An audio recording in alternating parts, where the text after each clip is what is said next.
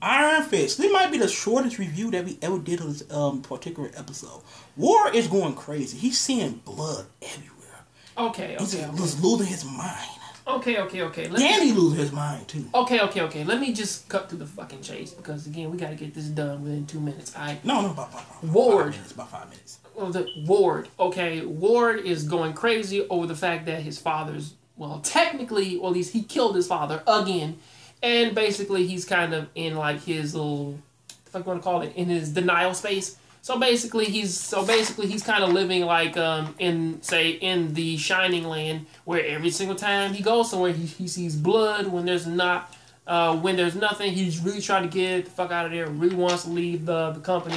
Joy doesn't want to because Joy really wants to get her position back. She don't say like she admires her brother and she wants to fight for the company that their father left for them.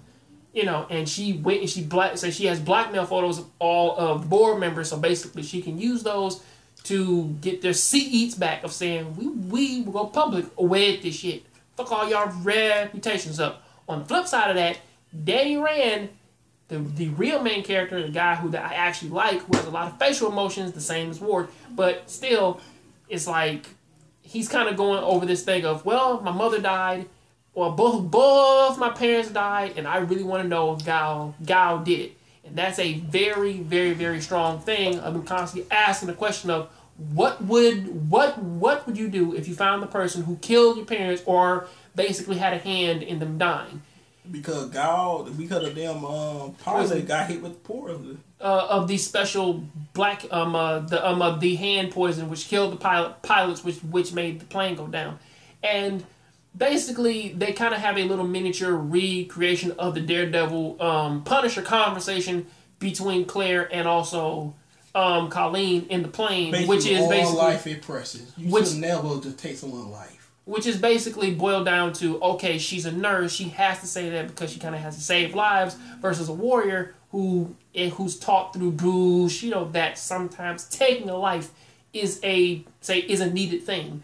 So it's kind of a weird dichotomy there, but they don't spend a lot of time on it. They kind of jump back into the Colleen and Danny romance. They are really giving those two a lot of time, and I fucking love it every single time they do it, because it kind of shows that Colleen honestly has a lot of care for Danny. She really, really, really wants to be with this guy through thick and thin. Even kind of sharing stories, even sharing basically like what's going on like with her own mother, how her father handled it, how she was sent to Japan, and basically how her meeting Danny has made her life better. So, or at least kind of helped her with the control. So you like it.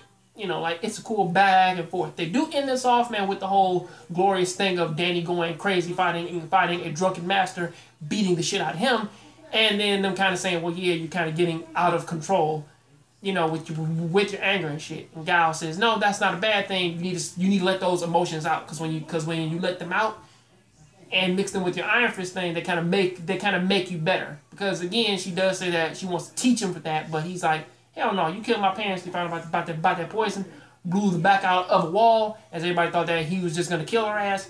It's like, I'm not doing that. We going to prison and we getting some information out of you. So, I like it so far. Yeah, it was pretty cool. Sorry about the fan, but it's too much back noise. Hopefully this isn't as bad. But that is virtually what happened in this episode. How do I feel about it? Well, again, it does kind of play. This actually is something that does kind of play a lot into. If you catch Danny Rand or Iron Fist and anything else, and he's kind of a goofball, you kind of see that this version of him is very, very, very, very different and very trying to find some direction in his life. Because again, he was always taught to keep his emotions down. If you catch him in anything else, namely like Ultimate Spider-Man, he's kind of silly, which actually kind of makes him way more effective. And he a blonde white boy in that one. Of course he is. I mean, technically, his personality, or at least like his fighting. I guess how people want the world to work, they want everybody to cater to them. Like, seriously, like people can't play Horizon Zero Dawn because it's a female. Why can't we just choose a boy protagonist? In that case, we should be able to choose our race and gender as well.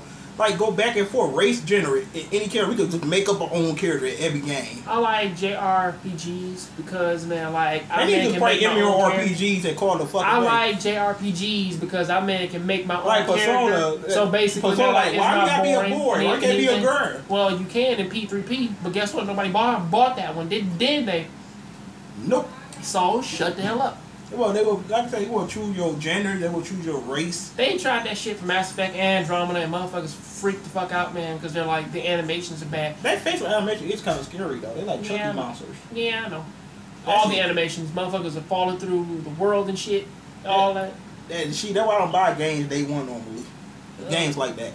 But anyway, this is the shortest one, about 6 minutes. Still good. Truth be told though, people really gotta calm that down. Because that's not helping nobody. Just watch the product. And like how I said. Carlene versus the other woman. That was epic. So many ass shots. So many ass shots. We love you. Jessica, Henwick?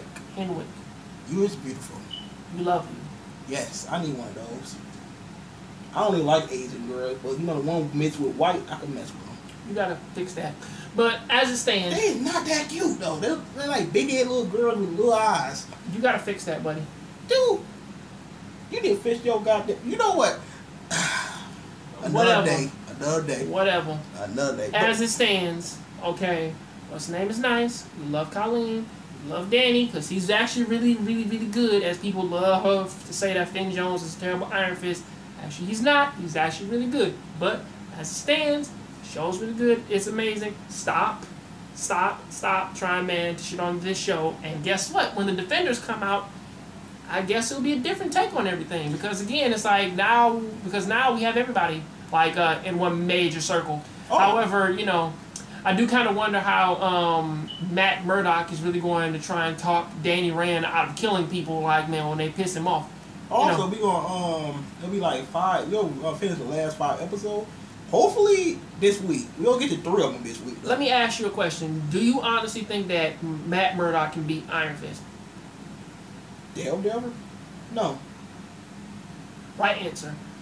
The only person who probably can stop him in this case is Luke Cage. Only because Luke Cage has the unbreakable skin and is sort of like a miniature. Well, Jessica superhero. Jones can make him fly. Well, Jessica Jones can't hit him. Oh, he be moving too fast. He'll die. So what is he? He's a martial artist, man. Yeah, he gonna maneuver around and throw her around. Honestly, man, she has no fighting experience. She just knock the fuck out of you because you got tremendous strength. Exactly. She's not a fighter, man. She just does her thing. Like, what's name is a fighter, but then again, he's a sloppy fighter. The only 2 actual fighters, man, like of the Defenders are Iron Fist and Daredevil. The other 2 just have superhuman strength. So that gives them the edge, and Luke Cage really has the edge because he kind of has unbreakable skin. Yeah. So he has unbreakable skin, and he has a lot of stamina. So they really can't stop him. Right. Unless they got the Judas. But anyway, that convenient plate bullet that came out of nowhere. That came from the space. From the Avengers 1 movie. Yeah. Tell me what you guys think. Be sure to rate, comment, subscribe. Check out Jongravesshow below. I gotta drop them off and get ready for work. Have a good one. It's beautiful. Peace out.